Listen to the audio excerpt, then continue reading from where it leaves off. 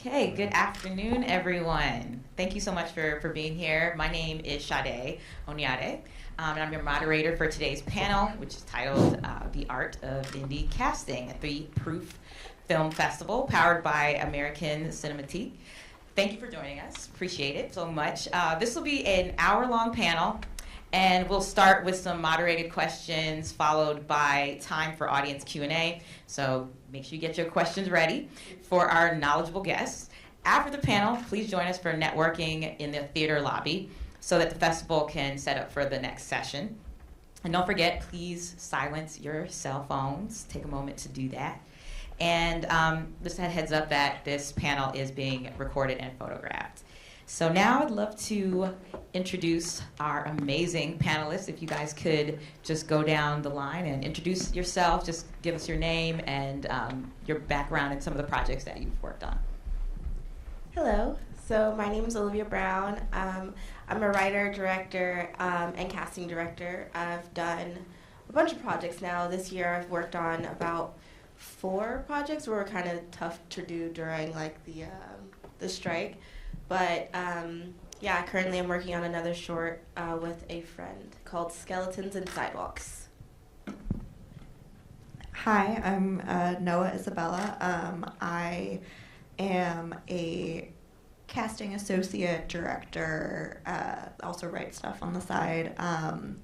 I started my career in New York, and I worked for a variety of casting directors there and cast some of my own projects, and one of them is called Tahara, and then the other one is called Year One, which came out in 2021 and 2020. Year One is upcoming. Anyway, and I'm relatively new to LA. Yeah, me. Hi, I'm Kim Williams. I'm a producer and a casting director.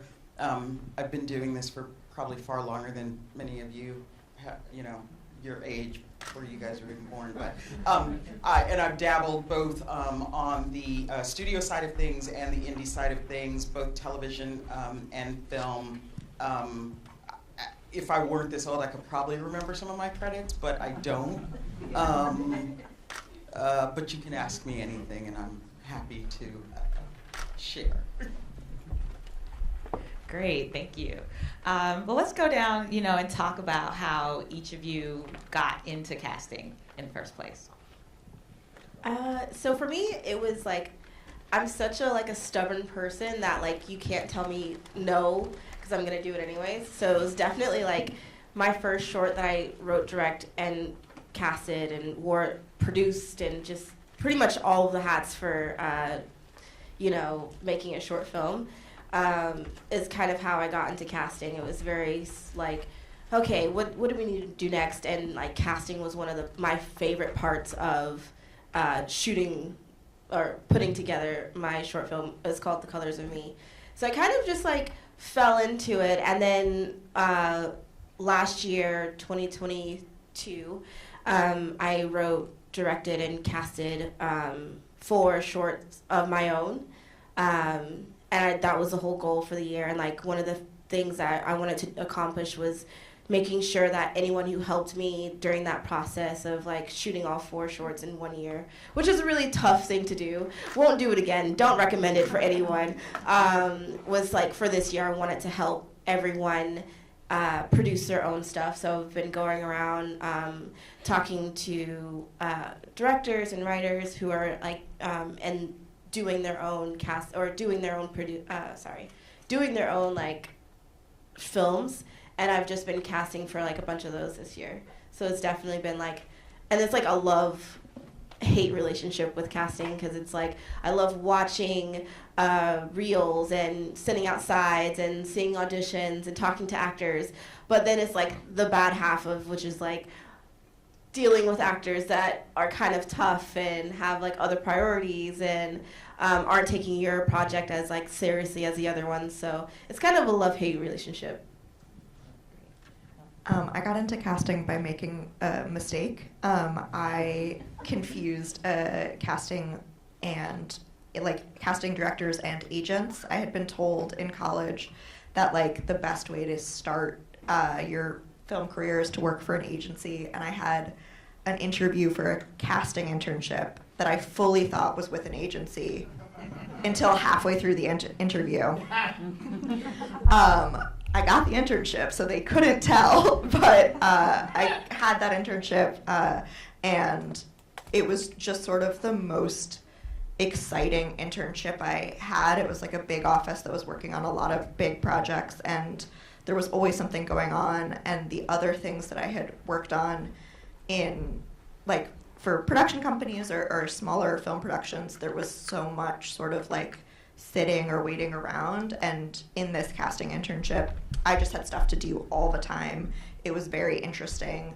And everyone I was working with was also so good at their jobs and cared so much about it. So I had that internship, and then I worked as a freelancer at that office for a couple months after I graduated, and then sort of stuck with it from there, going from job to job. I've always worked as a freelance assistant and associate when I'm working for other people. And yeah, that's sort of how I got my start. So I'm born and raised in Los Angeles, and I was fortunate to have come from a family that just really loved film and television. And I have an older sister, so I did everything she did. So if she watched something, I watched something. If she was going to the movies, I'd convince my mom that I had to go with her. So I've always loved the entertainment business and always knew that somehow I would do something. And as I went through high school, I decided I wanted to be a newscaster. So I go to UCLA, I decide my major is going to be communications, and literally my first class, I was like, this is not for me. These are not my people, this is not my jam, like I don't get it, I don't like it, and I'm not doing it. So I was like, okay, now I got to figure out something else, to do. And I came across this internship in casting, and I had no idea at that time what casting was. I go on the interview, and I just loved the vibe and the energy in the office. And this was back at the time where there would be stacks of people would mail in or send pictures and resumes, by messenger. So there's pictures stacked up everywhere. Phones are ringing off the hook. People are coming in and out. And I was like, this is fantastic. Whatever this is, I'm sure whatever I end up doing, I'll need to know how this works, so I'll do this. And then my very first day, my first assignment, my very first day, was to get the casting director a turkey sandwich. And it was very specific. I had to see them take an actual turkey out and slice it, and so I was like, I'm gonna do this, I can do this. I come back, they're like, oh my gosh, you're great, we're gonna move you up to your next assignment, which is answering phones. And here's your script for answering phones. First name, last name, phone number. Do not give us a call, do not transfer a call. First name, last name, phone number. Great. I was like, I can do this. Phone rings, I pick it up, say the name of the office, and the person says, hey, it's Steve for, the casting director. And I was like, hey, Steve, I need your first name, last name, and phone number. He's like, no, just tell him it's me, he'll take the call. I was like, I'm really sorry, Steve, but I really have to get your first name, last name, and your phone number. A little bit of silence on the phone, and he goes, are you an intern? And I was like, oh, I've blown it, because I don't think he's supposed to know I'm an intern, right? This is supposed to be a professional business, and I've already blown it. But I admit, I said, yes, I'm an intern, and he laughs, and he says, it's Steven Spielberg, and here's my number. So, and now I'm shaking, and I put the call on hold, I pass it to the casting director, and they get on a call. They're working on a movie Steven Spielberg's producing, Robert Zemeckis is directing, and one of the actors who's working at the end of the week had fallen out of a role, and literally off the top of his head, this casting director names 10 actors that can replace this actor. And I was like, what is that? Like, what in the world? I don't even know what that is, but I want to be able to do it. And that was the day I got bit by the casting bug, and literally on my casting journey, and literally have not looked back. Wow, that's an amazing story. So I think, there's, when people are putting together their different productions, whether it's an indie short or a film, there's a lot of information people don't know about the casting process. So kind of demystifying that, what are some of the first steps in casting in any production? Kim, do you want Well, having a script, having a budget, and then putting together a, interesting list of actors who can lead the project and also bring, value to it that doesn't actually cost you money, but can help you, sell it, raise additional money, advertise it. I think those are some of the key things I think about at the beginning. Yeah, I would say something that especially fresher filmmakers sometimes don't realize is the difference between offering a role to someone or attaching someone or having auditions. So knowing what roles you're willing to put an offer out for and which roles you want to have auditions for, and especially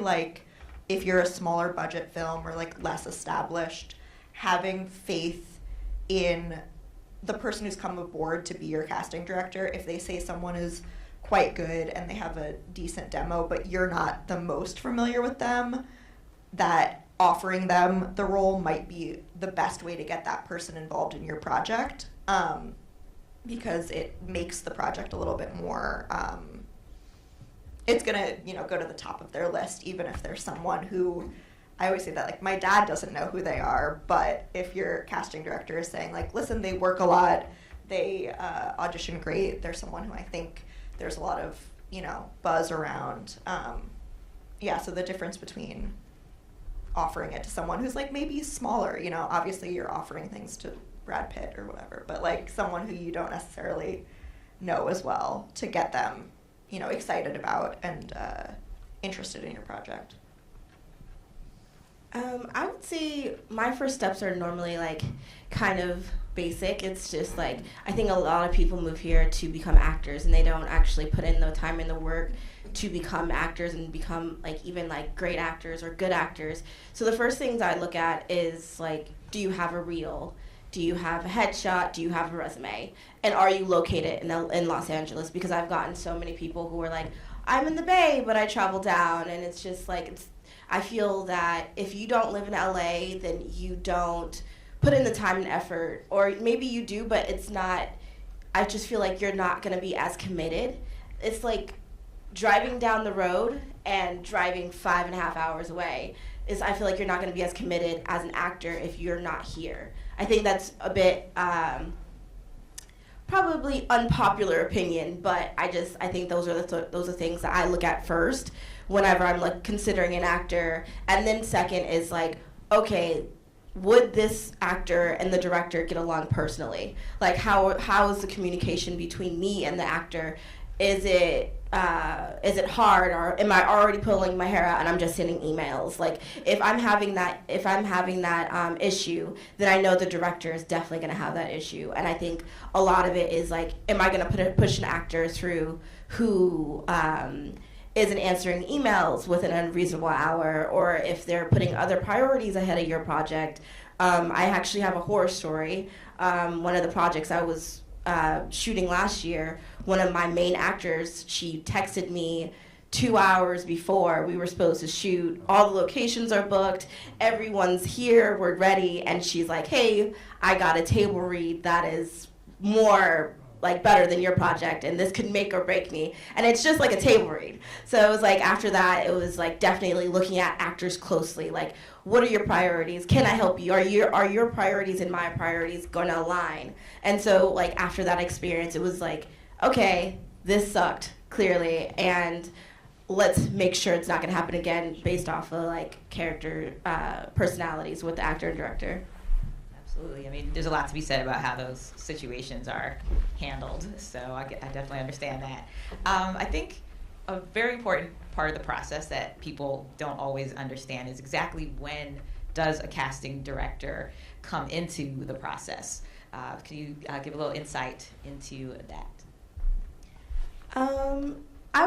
Seeing as I wear all the hats for some of my projects, I will say, for me, at least as a writer-director, I like to write the script out first, have all that stuff done, have all of the pre-production stuff first, like locations, budget, everything done before I even talk to actors. I have a bunch of actor friends, so sometimes like I'll like slide my script or like slide someone else's script to them, like, hey, how do you feel about this? Before anything else happens, and then, or like, sorry, after like all the post stuff is done, then I'll start talking to actors. I don't want to get someone's hopes up like an actor, and then be like, oh, sorry, we actually don't have the budget, or oh, sorry, the location fell through. Now we're pushing back the shoot for another couple months. Like I want all of my ducks in a row before I get the final casting duck. So it's a little bit different, I think, sometimes between if you're working for a studio or a network or something like that, or if you're working on an indie. It's usually very early in the process, though. It's like when you're working on like a network pilot. It's you have the director, you have the writer, producer, production company, and then it gets greenlit, and then it's casting. So for like film and TV, or for TV, not film, sorry. We're on board before they have a pilot director every once in a while. But then I think in the indie world, sometimes there's projects where like a casting director will consult for years and years as they try to attach people. And it's like you have a director, a writer, producer, and casting. And that's something that's really cool about it. You're really early. I don't know if you've... Yeah, I really feel like in the indie space, it's really critical that you bring your casting director on as quickly as possible, because typically a casting director will have relationships and connections to reps, actors that you wouldn't necessarily have access to. They can help you, as you have conversations about what you want and need in your actors, in your leads specifically, as you're, starting out. And like Noah said, sometimes, you bring your casting on to consult with you before you're fully up and ready to go, with the intention that, again, you're gonna attach, depending on what your story is, your lead, your two leads, to the project, which again, can help you raise funds, bring other actors on, and all those kind of things. So I recommend, as soon as you possibly can, bring your casting director into the conversation.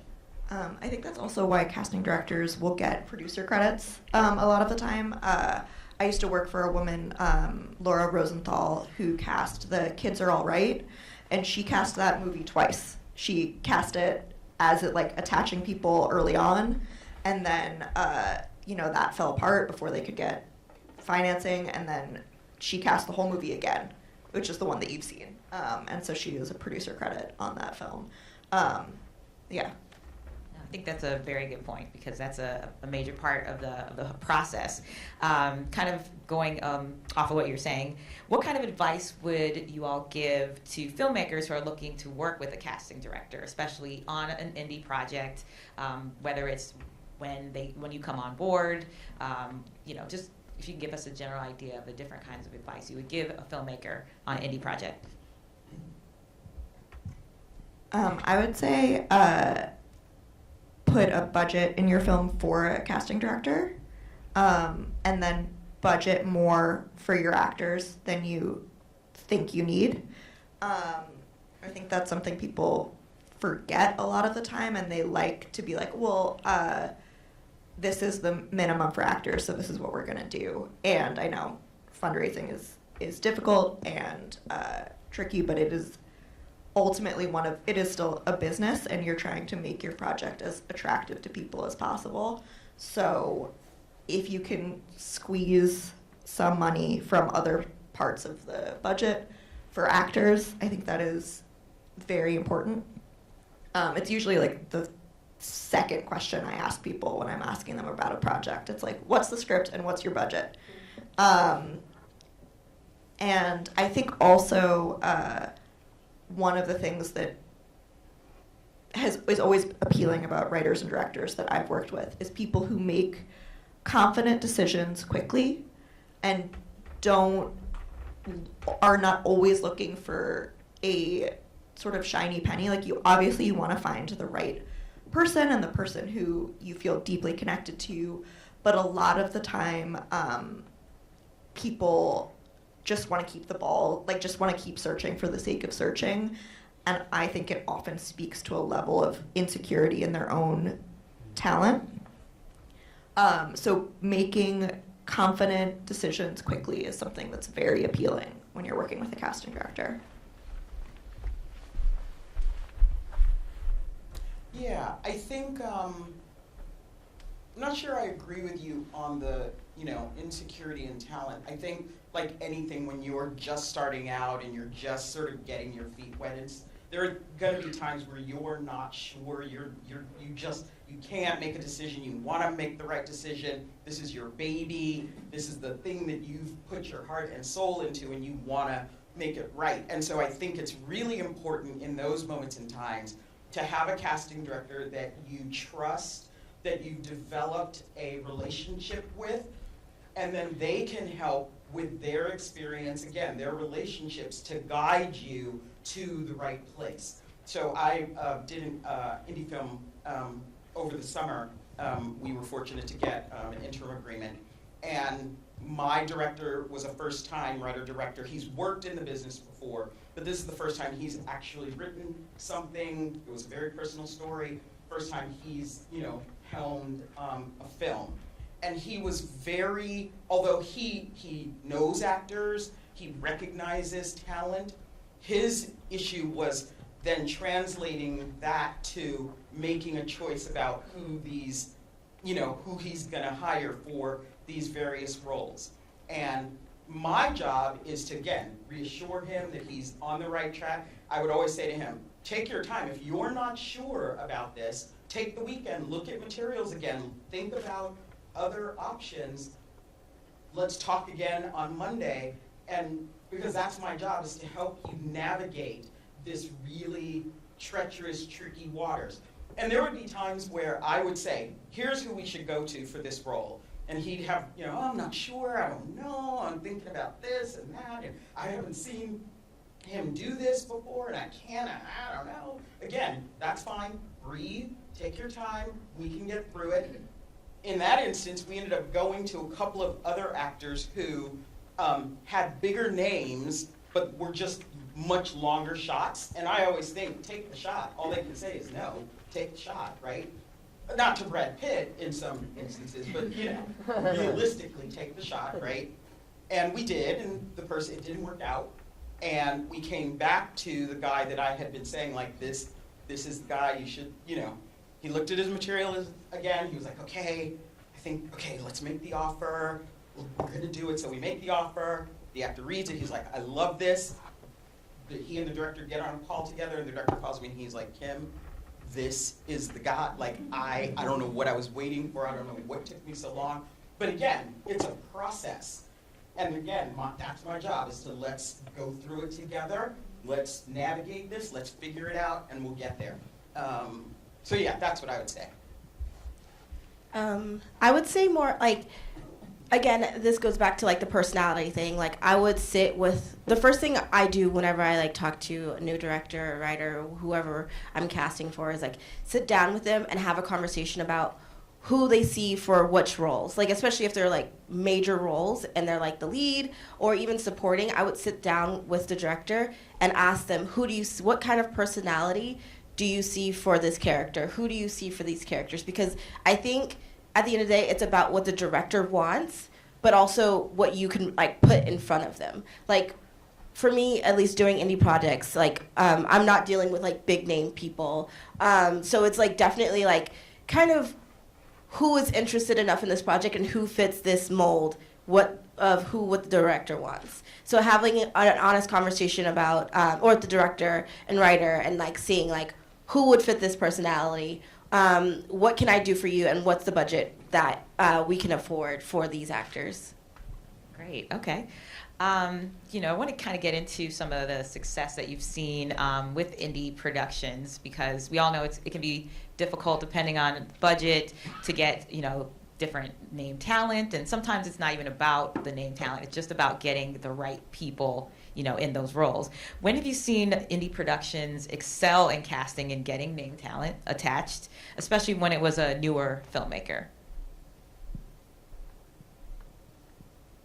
Do you guys have any examples of this? Or maybe even if it wasn't a newer filmmaker.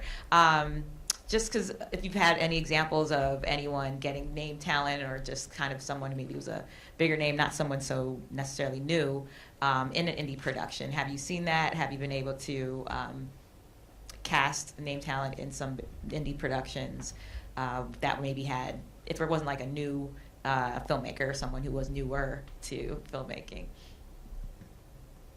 I have, it's a little bit different, where we cast someone who then became a name. We got real lucky. I think that counts. Yeah. It was, I was working on a project, and she was the first person I thought of when I read the script, and we went through a bunch of auditions, and she's someone who came in and auditioned, and we kind of, went through a bunch of different options, and ultimately she ended up getting the role. And then this is someone who blew up and became a pretty successful comedian, and I think that really helped the film get some traction too. It was we got so lucky there, but I think it also spoke to the taste of the people involved, that they were drawn to her. But yeah, I on the level of indie that I have been the casting director on, it's been people who are also still establishing themselves in terms of actors for the most part, and I feel there's so many different levels to indie and what that means. Right. So yeah, I'm gonna let someone else talk. No, I think that's a great example though, because it's not always just about who has the name right now, but someone who kind of grows into that. So I think that's really important. Yeah, and I also think it depends on sort of who's involved in the project. Because years ago, I worked on a project with Steven Soderbergh when he wasn't really a known commodity, and we were able to attract just interesting talent because of some of the other elements that were involved. I worked on Magnolia with Paul Thomas Anderson, again, kind of before he'd had some success, obviously with Boogie Nights, but it was still one of those things where it was a very indie film and a very indie spirit. But again, because of what it was, we were able to attract these very interesting names. And we also found that sometimes when one person says yes, that opens the door to other people going, oh, that's okay. I'll look at that. I'll read that. Or getting calls, oh, I hear your script is fantastic. Can I read it? And, pitch you some people, and that, starts the momentum going. That said, I don't think, I love indie films. I love indie filmmakers. I love just bringing, fantastic and interesting actors to all these beautiful stories. So, yeah. I don't even know if that was the question, but I think you answered the question. I haven't worked with any bigger names yet. So. You will. What kind of advice do you have, or I guess more so, what do you look for in new acting talent that you're auditioning or looking to attach to different projects? I'm sure there's some actors here today, so if you could give a little insight into what you're looking for when you're looking for new talent. I would say drive. Are you willing to put in the work to actually become an actor? I mean, it's LA. Everyone's met 20 actors one day, and so it's what are you willing to do? Are you putting in the work? Are you looking up new auditions? Are you putting in the work of looking at? Are you studying actors on screen, studying their story? How did they get here? How did they do what they did to get here? That's what I look for the most. Not anyone, but anyone can have talent, but what are you doing with your talent? Because I've met a lot of actors who are like, oh yeah, I'm an actor. And I'm like, oh, do you go to school? Have you taken classes? Do you have an acting mentor? Like, and people are like, oh no, I'm just a natural talent. I'm like, oh, you're not serious. Like, that's a huge red flag. If you're not putting in the work, or like I was saying earlier, one of my basic rules is headshots, having a reel, having a resume. Like, these seem, I feel like if you don't have any of this, like, you're not a serious actor. This is LA, so you could go and meet a starter photographer who is looking for someone to fill their portfolio. Boom, headshot. You could go online on Google and look up acting reels and see what they're doing on their reels and do the same thing. Everyone has a phone. You could just upload an audition tape, or not an audition tape, but upload a reel, and then you can have one there too. So it's like, if you are not driven to perfect your craft, why should I take the time and, put you up for an audition, or like send you to the director and stuff like that? So. This is one of those things that I feel like is always so tricky, but it's always great to see someone who's doing something. Like, I feel like obviously you're auditioning to get work, and then people are saying to get an audition you need to be working, but I always find it like if someone's been in a short that their friend produced that I go see because I have a friend who is related to that, like, that sort of thing is like where I don't know where else you would meet or find new actors. And I think also so finding people through work that they're doing, and then really like if you're getting auditions for smaller roles, I think people sometimes, you do all this studying, you do all of this practice, and then you're coming in for, barista number 3. But the people who are like always sort of nail barista number 3 and just come in and are grounded and talk like a human being, and it's lovely, and like you're like, oh, you're part of this world, understanding that part of what casting is filling out the world. So people who do great auditions for like even those simple little line stuff, that's always impressive. I'm like all over the place, you guys. So I watch everything: films, television, shorts. I go to festivals, so I find actors that way. I attend, showcases of schools.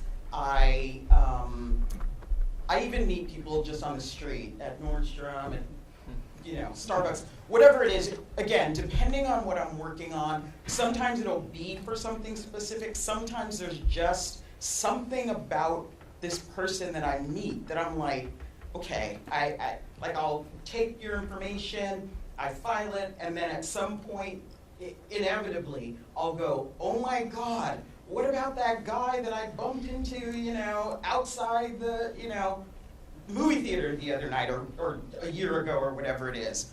And I think, it depends on, too, the project that I'm working on, because the project and the characters inform who I need and who I want, and then those auditions inform whether or not they're the person or not, right? What I tell actors all the time is, when you get to me and audition for me, and I'm an advocate for auditioning, and even if it's via self-tape, I highly recommend when you get an audition to actually audition, right? Because that's the only way I'm gonna know what your potential is, what you're capable of. I do look at resumes. I love to see training. I love to see that you have a toolbox from which to work with. But I'm also not afraid to take a chance on a smaller role, more likely than a bigger role, on somebody who has a passion for it, maybe just hasn't had the opportunities, doesn't quite know how to do it or how to get into it or whatever. But I think making the attempt and showing what you're capable of works for me. And also understanding that even if you audition for me on this project and you may not get it, Because on every project, for each role, I'm looking for one person, right? Just the one perfect person to fill that role. But I'm gonna remember you down the road for my next project, my project a year from now. And if you've done your work and done a good audition, that goes a long way in terms of me bringing you back for whatever future projects that I have.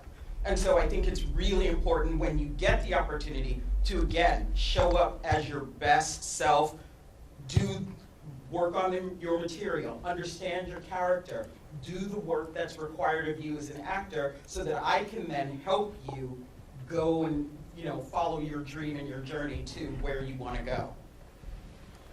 Awesome. Okay. I was going to say one more thing. Yeah, on please do. that. I think also in the self-tape economy, as we've starting to see more and more of, something I tell people a lot is to read the instructions out loud to themselves before they tape.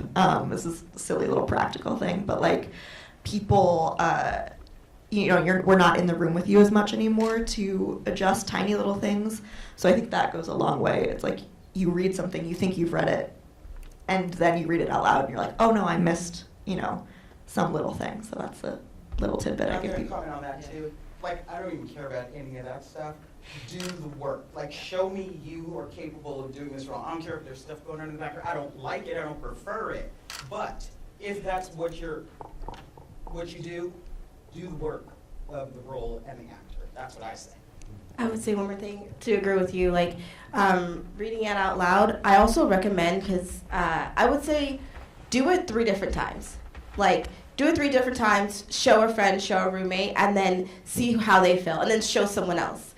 Don't just do the audition and then send it off. Like, read it out loud, read it, understand it, do it differently, and then based off of that and all what you receive back, then send the audition.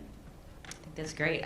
Since you brought up self-tape, I think just something else that we could talk a little bit further on, because it has become the norm in so many ways. I know that on some of the productions that I've worked on, we have, while working with a casting director, we're getting sent the self-tapes to watch as well, and it can be overwhelming, I think, to some degree, depending on the size of the project for producers and directors. What advice do you have for producers or directors as they are watching the self-tapes, because they may be looking at things a little bit differently, and sometimes you may or may not agree. What advice do you have for producers when they are evaluating like a large amount of actors through self-tape? I would say, because self-tapes are easier than in-person auditions, I would say take your top 10 people that you like in your self-tape and then watch it and watch it and watch again. Like, can you see yourself talking to this person on set and them actually understanding what your direction is? And then if you think that you can do that with that many people, then half it. And then go based off of that. Ask yourself the same questions, because when you're on set, you are going to have to listen to the person do it multiple times, like again and again and again. So I would say, like, ask yourself like basic questions like, do I like the way they're doing this? Do you think they can take direction? And then, can I sit here and watch them every day for however long the shoot is? I would say if you see like potential, like you're not necessarily looking for someone to nail it immediately. I think if that happens, amazing. But if there are people that you see like a glimmer of something in, that's someone to talk to your casting director about and be like, I don't know if they're 100% right, but I like this one thing they did. I think sometimes people are like, I want this self-tape to be exactly the vision that I have. And you're like, when that happens, it's amazing. But sometimes you kind of have to be like, oh, I just like this one thing about them. Can we work with them a little bit and see what else? So like finding the glimmers in a bunch of different tapes. I would say, self-tapes, hiring from self-tapes for me works for smaller roles. I think for larger roles, I think it's a first step in the process to sort of narrow down the world of the actors that you're looking for.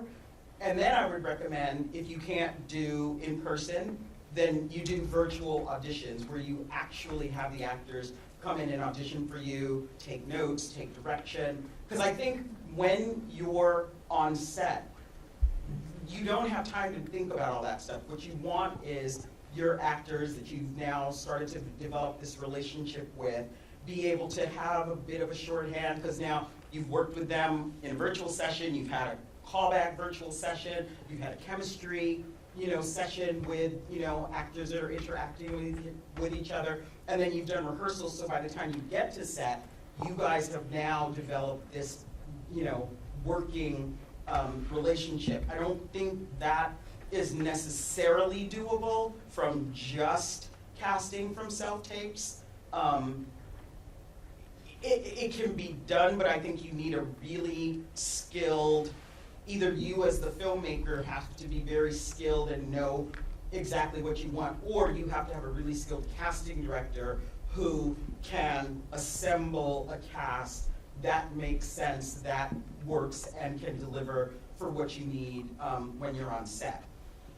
Oh, thank you. I think that's an amazing point, because I feel like sometimes there's a little bit of pressure to just make your selections right from, the self-tapes that you receive, but kind of taking it that next step is a really important part of the process. Absolutely. And I also, when I get self-tapes in, it's so interesting. Sometimes I'll get actors who I'm like, oh, almost, or they're kind of in the zone, but they're not in the zone.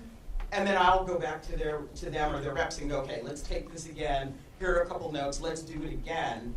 Because I don't just bulk send auditions. I go through each and every one before I send them to my filmmakers to make sure I'm comfortable with what I'm seeing and what it is. And sometimes people just need a little guidance, a little tweak here, a little nip there, to get them, where they need to be. Yeah, absolutely. Okay, well, we want to open it up to questions. I'm sure you guys have lots of questions for our panelists here. Please, there's a mic, I believe right over here. You can step up to the mic and let us know some of your questions.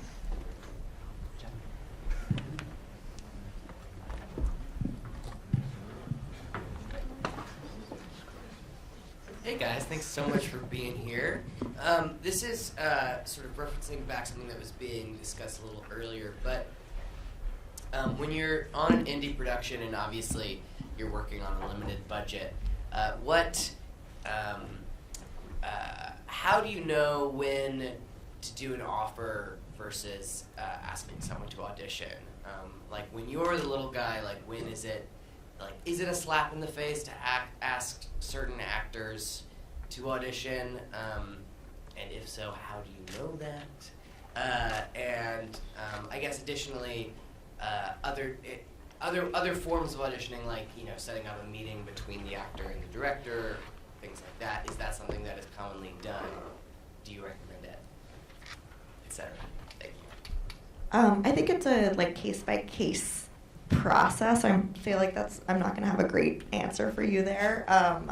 I feel like that's one of the things that you would sit down and talk to with your casting director. I feel like most of the time you'll sit down, you'll have that conversation with your casting director, and they'll say something like, I think we might have a better shot if we offer it to them, but we can ask to audition. As you said, the worst thing they can say is say no. But nobody is, I feel like, thinking about anyone else enough to be like, wow, this is such a slap in the face. I'm never going to work with this person ever again because they asked me to audition, So I think it's definitely a case-by-case situation, and the size of the role, the script, the type of role it is, the type of things this person has done. It's not uncommon for you to ask someone to audition, and then the agent will come back and be like, actually, they're just going to be an offer for this. And then you get to decide, do I want this person enough to offer it to them? Do I feel like I need to see an audition? So it is sort of like a case-by-case situation. Yeah, I agree. I think it's case by case. I think one thing that's important is to understand what you have and where you are, and to know that if you're talking about the leads of your film, especially in an indie space, a certain budget level, 99.999% of the people that you're going to want are going to be offer only. And I think knowing that and understanding that, I think helps the process to go a little bit smoother.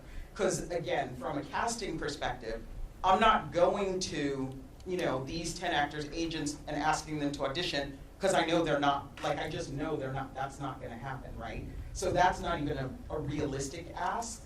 A more realistic ask would be, okay, we can make an offer subject to a creative meeting. That doesn't always work, but sometimes you can make an offer and say, let's then put you guys together, have a creative conversation, see if, this is gelling, and we can go from there. But I think, again, in the indie space, especially if you're younger in that space, most likely you're going to be making offers on your lead, your key roles. Yeah, I'm just gonna piggyback off what they both said. I would just talk to the director.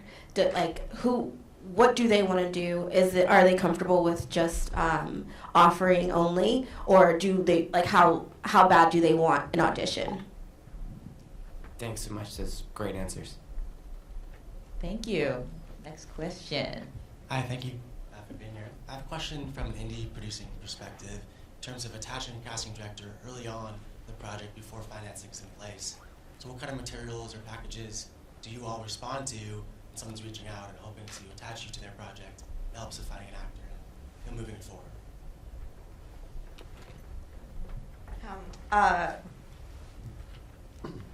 I feel like, again, that's somewhat of in my experience, has been a case-by-case basis, which is sorry to say that again. I usually talk to someone about what the scale of the project is and how many, if you want sort of a consultation or I've done things where I've come up with lists for people, but then handed it off to the producer to make offers, and then there's also a weekly casting fee for some people. So it's been very, in my experience, because I have, I think, less experience, it's been super case by case basis. So Okay. Sorry. That's right. That's fine. For me, at least, I would say, is it a project I like? Do I like the script? What is the script saying? What kind of projects is it gonna be? And am I comfortable putting my name on it? Yeah. Just because I am kind of still at the beginning, or still finding projects and stuff like that I don't want to put my faith in my casting and actors' time and patience to something that I don't believe in. For sure, yeah. Makes sense. Yeah, I think for me, I think the script, meeting with the filmmaker and just getting a sense of who that person is and if we vibe. Because if we don't vibe, then we don't really have anything. If you don't trust me and I don't trust you, and we can't have, good conversations about what it is we're all sort of moving towards. I think in terms of materials, it's helpful. Obviously, if you have a script, if I know what the budget, looks like, it doesn't even have to be a firm budget, but a sense of what the budget, looks like. How much financing do you have? Do you need actors attached to get your financing? If you have any work shorts or directing materials, because again, all of that, especially if you're again kind of coming into this new, is helpful in selling you to the actors that we're going to go out to, right? So having a deck and all of that kind of stuff is always really, really helpful. Kind of the same materials you would send to an actor if you're pitching directly to them. Correct. Yeah. Correct. Okay, thank you.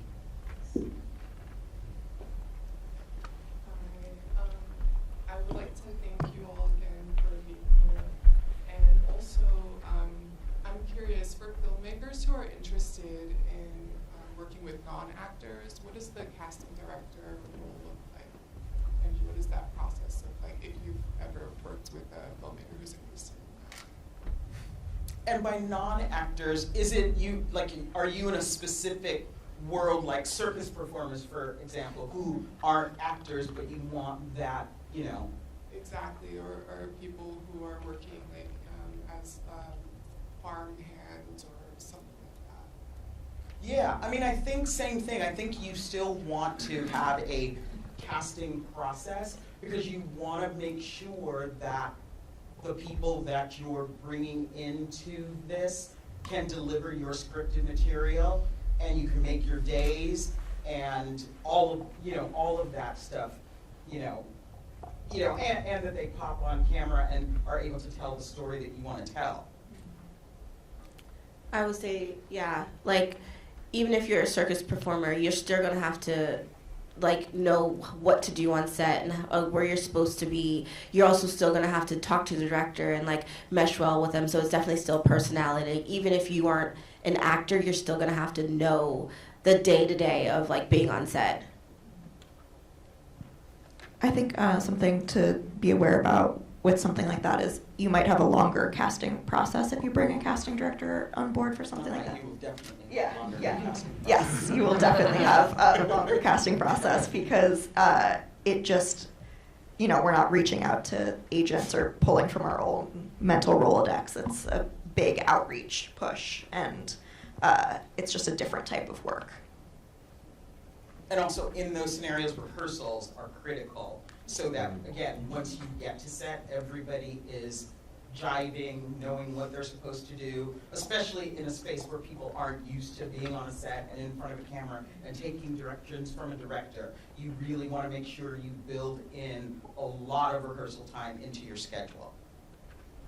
Thank you. Hey there. So I'll move this.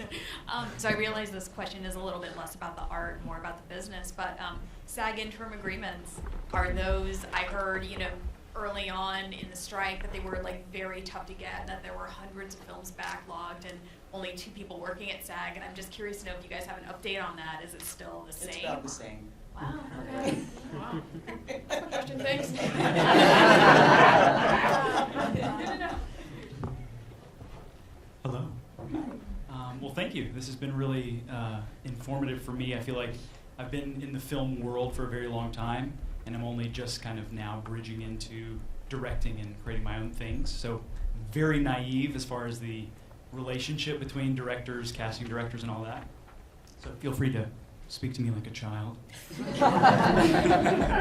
But so I'll preface the question by saying adding the stipulation, assuming you're working on a project that you believe has some potential, even if it might be an uphill climb to kind of get some talent involved, or if it's at a point where, you don't want to cast just random people from backstage on this, let's try to get some people in here because you believe in it, but it might be a smaller thing. So what elements of a project do you find create the most interest for actors, and how much of your job comes into helping frame the project in a way that creates interest versus maybe just trying to find somebody who is a good fit talent-wise and might not bring as much on the business side of things? And that question could also be boiled down into how much of your job is following your instinct versus a strategy. I would say one of the things, if you have an actor, I think one of the things that brings actors into it more, based off of my experience, if you give them the freedom to be a bit more creative with the role.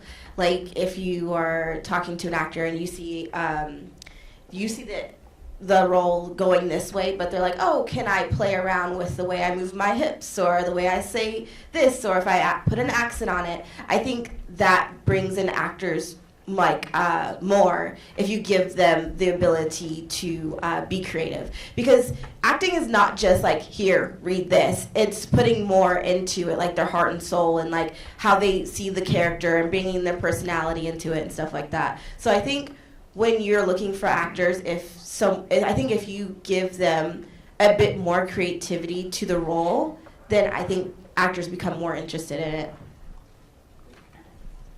Yeah, so something kind of similar to that, I would say. I think the thing that is the most appealing is always the script and what the project is and who the people involved are. But I also think that taking a look at what an actor's done previously and if this is different or possibly a stretch for them, in like a stretch in a good creative way, like someone who's done a lot of TV or, you know, something that's slightly different. I think that's something that I always think about. And I think, again, my favorite phrase, if it's strategy versus gut, comes down to a case-by-case process. So. Yeah. And I would say it's a combination of strategy and gut, because I think they work hand in hand to help form and shape what it is that you're doing. And I think, you know, to what Noah said, I think some of it is giving the actor something to do that they've not done before.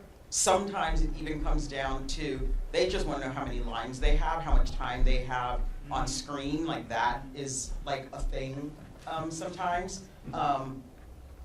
Yeah, and again, I think it depends on what your project is. It depends on what, you know, the story is and the characters and that kind of thing. Yeah. Thank you. Appreciate it. You all have some amazing questions. We have time for one more. Maybe we can fit in, or maybe we'll just get one response from each, so we can get both your questions. Okay. in. Well, I had two questions. But one was if you have a project that's based on the East Coast, would it make more sense to have a casting director who's also based on the East Coast, or does it matter? And then the other question is, if you're looking for a casting director, you said to get one early, but you don't have financing in place, like how does the payment work for a casting director then? Yeah. I say it doesn't matter where the person is based. I've cast projects around the world, so I think if you get a good casting director, they can find, you know, the people you need based on, you know, their ability to do that. And then in terms of, you know, payment, I think it, you know, you gotta have money to have a business, right? And so even in the early phases, if you're going to bring your casting director on, you gotta figure out how to compensate them for that time, you know, in that early part of it, that early development part. You bring them on as a consultant and figure out, you know, some kind of deal that makes sense for them to do the work that they need to do. And then once your financing is in place and you're in pre-production, then, you know, you most likely you've pre-negotiated that anyway, so that deal is in place. And then once you go into pre-production, that, you know, that payment kicks in. But I think you have to be clear that it's two sort of separate pieces of the same puzzle. There's the development, attaching, working on lists, and trying to help you get those first key actors in place. And then the casting fee that is to cast, you know, the rest of the pieces of the puzzle and the other part of the work that needs to be done. Anyone chime in? Or? Okay, I think we're going to just try to get this last question in, and then you all can chime in on any other insight that you have for this question. Hopefully a quick question. I just want your opinion. As an actor, there's lots of actors here, I'm sure. With this new era of self-tapes, we're like throwing our work into the void, it feels like sometimes. So I just was curious on your opinions on either actors or like managers reaching out, asking for feedback on auditions, if that's annoying for you guys or if it's like cool or what. I would say depending on the project. If it's like a big project and I'm like casting for a bunch of different roles, I don't think I will respond. But if it also depends on where in the project it is. Like if I've reached out to you, you have my personal email, and it's not just like an audition that you just sent, I think I'm more likely to respond back on like what we were actually looking for. If it's like I've directly emailed you and like asked you for a second audition, versus if you are just like on Actors Access and you just send an audition. I think, yeah, it's going to a little bit come down to just how much time the casting director has in that moment. I always think that, first of all, I mean, getting a callback is somewhat of the feedback that's your answer. But I do think if you're like getting a lot of first auditions with people, or you're getting a lot of callbacks, but you're not, like, you have a specific question and you have a casting director that's calling you in for a lot of stuff. I think that's a nice moment to be like, hey, I'm hoping for some specific feedback, because a lot of the time we're just not, we don't have a ton of time to give feedback. I know it's so much harder in the self-tape world, but, and I also think that it's generally accepted after a callback to receive feedback. I think that's sort of standard. Yeah. Yeah, I like to just level set. For me, there's not really a difference between in-person auditions and self-tape auditions, except there's like actual people in the room, right? So that there has always been a bit of non-feedback, right? Particularly in the early phases, back in the day when we do pre-reads and then we do producers, and all of that kind of stuff. So self-tapes have kind of sort of stepped in to fill that in this virtual world that we're living in. But what it means is still the same, right? I like to give feedback. If people ask me for feedback, I will give feedback. You may not get it right away, but at some point, I am usually going to respond if somebody has reached out to ask me about something. And sort of in the immediate, to what Noah said, if you get a call to a producer session or you get a call back, that's obviously, going to be the feedback. And I'll also give you notes about any things that I need to see or want to see, or changes, adjustments, any of that kind of thing, even down to like a wardrobe change or hair style that, we might sort of want. Because I do think it's important for people to know that what they're doing, one, is being seen, and to know, again, a lot of it has nothing to do with you as an actor. There's all this stuff happening that's, way beyond your head. So, again, your focus should be deliver the best possible audition that you can. That should be your goal anytime you get an audition. Thank you. Just one more. I would say if you're getting auditions from the same casting director, look at the casting director, look at their name. If you are continuously getting auditions from that casting director, I would say you should reach out to them, because they obviously see something in you. They obviously want to see you in a project, but I think it's more likely you'll get response if it's the same casting director sending you stuff or that you're auditioning for. Thank you. Well, y'all, we're out of time for this panel. Thank you so much to all of our amazing panelists. I was enjoying soaking up all this information. So, and thank you all for being here.